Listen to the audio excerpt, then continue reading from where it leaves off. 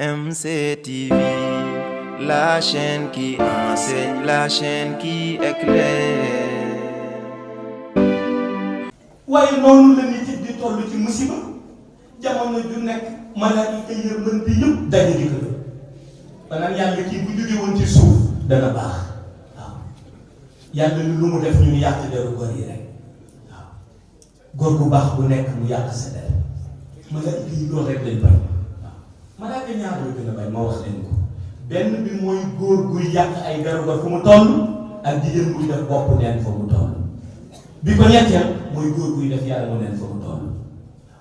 ndax yii dafa bokk ci yoo xam ni ñoom daf leen di gaañ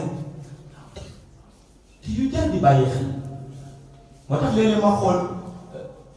réew mi na muy doxee ba yàgg ma ni moom de malaaka yërmande xam naa buy dox sax koy wut fu mu jaar waaw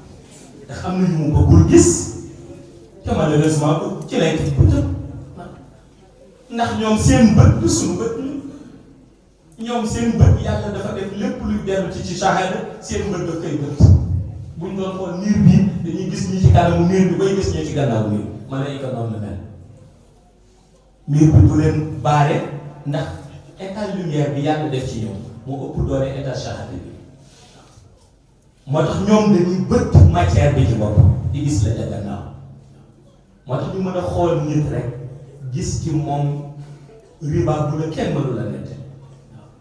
Médina Cheikh, Médina Cheikh, Médina Cheikh TV, chaîne de lumière. Médina Cheikh, Médina Cheikh, Médina Cheikh TV, chaîne de lumière.